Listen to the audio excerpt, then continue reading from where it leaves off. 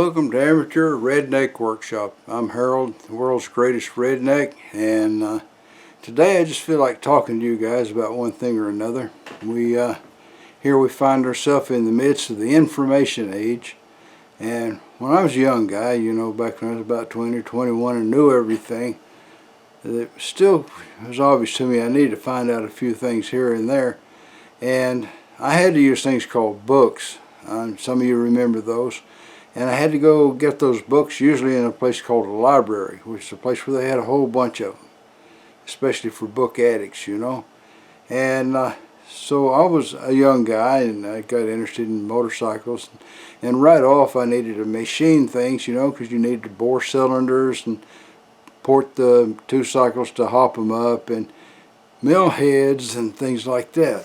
So I had to go to this library, you know, and I had to get books, and I got me a metal lathe and a drill press, and before you know it, I had a foundry that I'd purchased, and I needed to know about these things because when I was in high school I took metal shop, but I must have been somewhere else during metal shop because I don't even remember the name of my shop teacher. All I remember is we had a shaper and we had to make a 1-inch square cube that was accurate to within a couple of thousandths plus or minus on that shaper. I don't think I got a good grade on that. And we had a couple of lathes, I don't know what kind, but I do remember they had a clutch on them that would kick them out of gear when they fed up too close to the chuck. It was a handy thing for us young guys to have. And I suppose we had a milling machine, and I remember us casting an aluminum vise. Now we didn't do the casting; we made the mold, but the shop teacher did the casting, and we had to machine the vise. And I made a vise, and I made a hammer.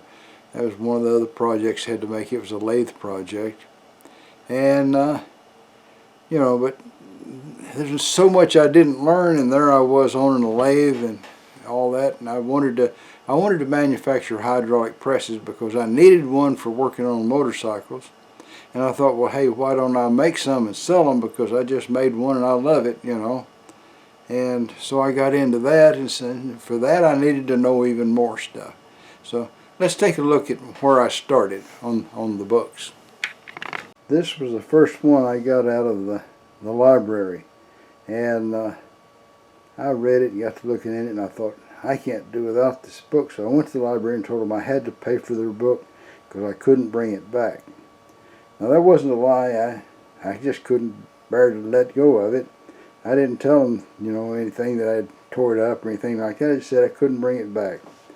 So I paid for it. I don't know if we still got the library markings in here somewhere or not, but there it is. It was a book on metalworking. And then, of course, I had a foundry. So I needed to read that. Foundry work for the amateur. I think I ordered that out of the back of Popular Mechanics or something. And then, other things I got into, I needed gears. So I got a book on gears. And I got a book on heat treatment of metals. Yeah. And then, of course, lathe accessories. I needed to know about that stuff. And then, because I was starting to make hydraulic presses, I needed this guy, Manual of Steel Construction. I don't know if you can read the title up there or not. We'll zoom down on it. And that was some pretty heavy reading for a young guy in his early 20s. But I managed to go through it and figure out what I needed, and then I went to the evil polluting chemical plant where I worked, and I asked one of the engineers to look at my drawings and tell me if he felt like I had made a thing strong enough to handle various stresses, which was, I figured 32 tons is what I should go for. And he said, oh yeah. He looked over and said, you got it plenty strong. Of course, I didn't make 32 ton presses. I made 20 ton and I made 12 ton, and most of them 12. But I just wanted to make sure I had a lot of safety margin. And used to, they'd pass these out down at the gear place. I don't know if you can get them now or not, And then I wanted to know more things, gears and gear cutting. And of course, being into motorcycles, I needed that, the Two-Stroke Tuner's Handbook. Yes, sir. There was something to know there too. And then later on, when I got out in the middle of the desert in Saudi Arabia, and I discovered computers, and I got my brother to buy me one I could import, and I needed to know how to do things. So there's another book. All this stuff is pre-internet because they're just, so I had to sit around and read books, and try to figure things out. There was a really good computer magazine that came to the library there on camp. We lived in a fenced-in enclosure there they called it a camp. And there was a library in there, of course, and I'd go down and look at all the computer magazines. I'd check them out and take them home. And they had programs in them and that you could type into your Apple or whatever you had, Trash 80, something, and run those programs. Well, there was always a bug in the program, so you always learned more than you thought you would, because you had to figure out why the stupid program wouldn't run. I don't know if they put the bugs in them on purpose or if they were just careless. I don't know about that, but it was a way of learning, Didn't make you an expert, but it did help you to know. These days you got the internet, and if you want to know how to do something, well, you go and you look that subject up. As long as it doesn't have anything to do with religion or politics, you can fairly well count on the source of information. Not totally. I wouldn't just look at one person's opinion and settle on that. But I would, I'd look at 3 or 4 or 5 different guys, find out what they thought, how they said to do it. And when I started out, I didn't even know about this thing. I never heard of it until many, many years later. I finally bought one. So that's Machinery's Handbook, and it tells you more than you want to know about everything. And when we got to the internet, I discovered Mr. Pete 222, also known as Tubal Cain, and everything I wanted to know, he was teaching. And so I've been an increasingly loyal fan of Mr. Pete since then. If you want to know anything, look to Mr. Pete. And then of course I found Tom's Techniques, and then later on I discovered Keith Rucker and Tom Lipton and and all these other guys. But right off, Mr. Pete was the guy with all the information I needed. He taught me how to make gears and all manner of different things. And then, that's something you can be grateful for. His videos will live on long after he's gone. And some of the more observant among you probably have noticed I'm wearing a long sleeve shirt, not one of my favorite 2-pocket Velcro closure shirts. And that's because wintertime has come to Texas. And we had low 40s several nights here, and several days where it was in mid-60s, which probably mild spring weather for Canada. AVE would probably think it was beginning of spring. But for Texas, that's dang cold. That's South Texas boys. We're more used to things up near the 100-degree mark, And I imagine some of you is wondering whatever happened to the brand new Everlast plasma torch. Well, I've been dragging my feet on that and doing a lot of other things. And I've got plenty of other things that I want to do. And I've been slowly setting it up to run, with my equipment. And when I say slowly, I mean really slowly. And one of the things it's got on it, it's got a CNC connector right on the back of it where you can hook in the cable and go to your CNC equipment. And I'm going to show you that stupid connector because I really hate it. Now this is the 12-pin connector that came with the machine that you can solder your wires to use in the process. And it's a tiny little thing. See if I can focus on it here. There we go. And you see this little cup right here on the... Normally I've made a lot of cables because I was in, a technological job for about 20 years. And I made RS-232 cables and Modbus cables and whatever kind of cable you can think of, Ethernet cables, you name it. And I discovered that the best way to do is to start off is to fill that little cup with solder. You put the soldering iron back behind it and heat the metal up until the solder melts and runs down in it. And then you take your wire and you melt solder onto it. But you got to get the wire hot enough that that you can touch the solder to the wire and it'll melt onto the wire. And you'll know it's hot enough because it'll just suck it right up the wire. Well, then I would take it, hold them together, and stick the soldering iron onto the wire, and cause it to heat up and melt that solder in the cup, and shove the little wire down in that cup, which I'm trying to do right now. I'm not getting anywhere. See if I can get closer.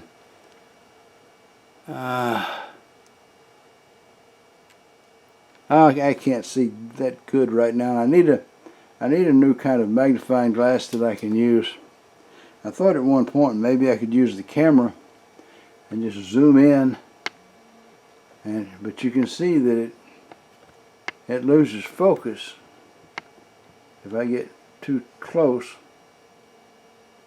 And you can see I've got a conglomeration here. I took little short pieces of wire and tried soldering them into the holes, and practically every one of them has come unsoldered 2 or 3 times when I pull on them.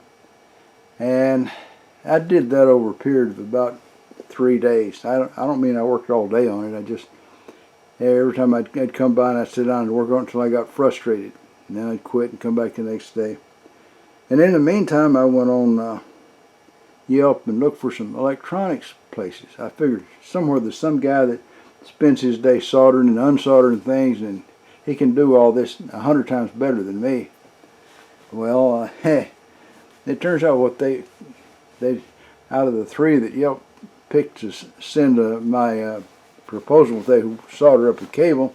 2 of them told me, one of them told me they didn't have time to do that. Maybe January. One said they just don't do that kind of thing. And another one was interested and wanted me to send pictures and stuff for their technician, but they didn't commit to it, So I sat down and I thought, well, probably I need to just go ahead and suffer through this and do it for myself. So I ordered 2 more of these connectors so that I can mess up a couple of times before I get it right.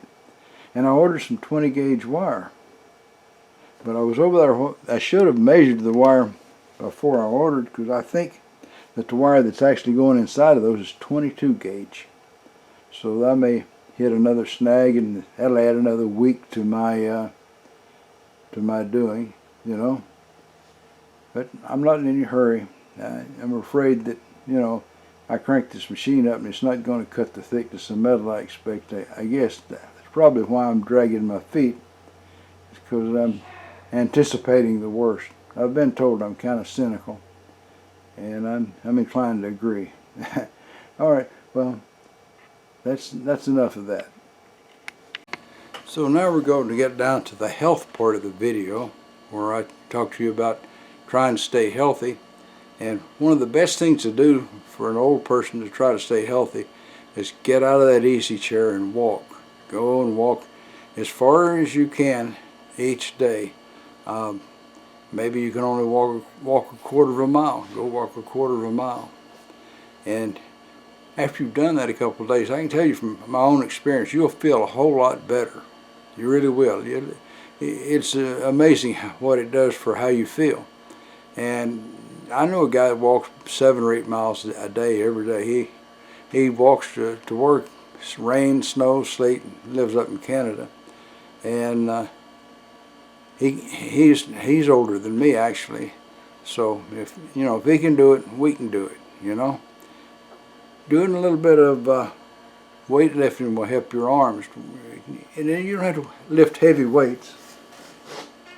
I've got this right here. This is I've got, what is that, upside down? Yeah, it's redneck for you. I've got 2 of these. They're 15-pound, what do you call them, dumbbells, barbells, I don't know. Some can anyway, I curl them up, raise them up both at the same time, 50 times every day. Although sometimes I miss a day, you don't have to do it just every single day. You can miss a day here and there. And that makes me feel a lot better when I do that. And I got some other stuff here. Hang on a minute. I got a set of these hand squeezers. Now, back before I retired, I would squeeze these things about 130 times a day. But about 2 or 3 years ago, it was this arm. I got a, what do you call it? Dad burned it all. That's what gets from being old. Tendonitis. I got tendonitis in that arm one day. And, the last big pain you feel is always the worst pain you've ever had in your life. And so that was the worst pain I ever had in my life. That went on for hours. I took every kind of Tylenol 3 and aspirins and you name it, whatever I could find around here supposed to ease up the pain.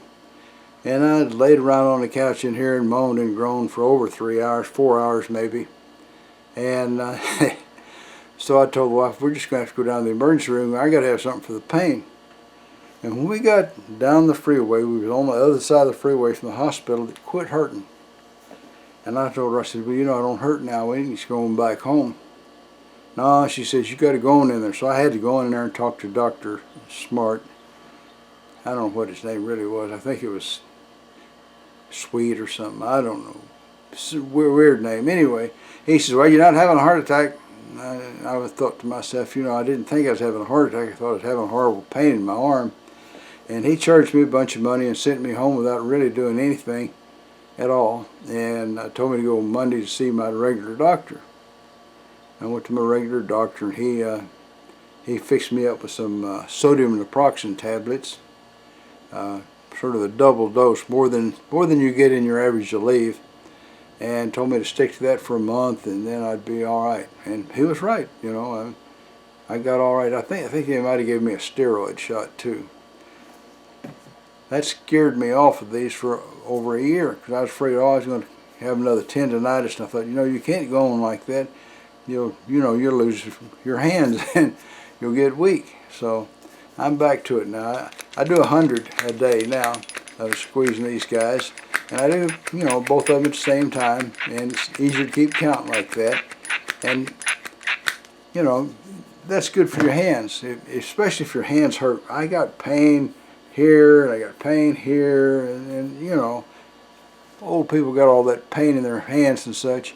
And I exercise with these, and it eases that pain up something awful, It's really a nice thing to make you feel better.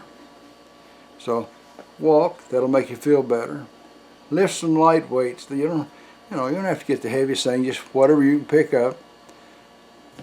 Get just some hand exercises, exercise your hands, but above all, walk. If you don't do any of the rest of this, walk some every day. It'll make you feel a whole lot better, and it'll try to counteract that stuff. If you sit in that chair long enough, you won't be able to get up. You'll have to have a walker, wheelchair. I know that to be a fact because I have watched a relative do just that. Sat down in that chair and watched TV until he couldn't get up no more. So let's do some exercise, all right? I know, I used to hate all these guys who's exercise fanatics myself. So let's see what Bubba or Boudreaux or somebody's up to. One thing I forgot is you guys let me know how you like this kind of videos, whether I should continue it or discontinue it. If you don't like it, I won't do it no more, okay? So leave me some comments. Well, it seems like Bubba's buddy Cooter bought himself a lottery ticket, and a lottery ticket won him $10 million, and so he went down to see the clerk down there at the lottery place, and he says, hey, he says, I'm Cooter, I got this here ticket, and he says, I've come to get my money. The clerk says, well, that's great. He says, just sign this papers right here, and he says, then in 30 days you'll get your first payment. Cooter says, what do you mean first payment? The clerk says, well, he says, we'll pay you every month for the next 20 years till you got all your money. Cooter says, no, he says, I don't want all my money right now. I'm a winner and I want my money. The clerk says, well, that ain't the way it works. He says, we give it to you a little bit at a time over the next 20 years. He says, well, if that's the way you feel about it, he says, here, just take your ticket and give me back my dollar. Well, that's all, folks. Y'all try to subscribe if you're not already a subscriber. Leave a comment if you got something to say. And above all, remember, keep on keeping on. Bye now.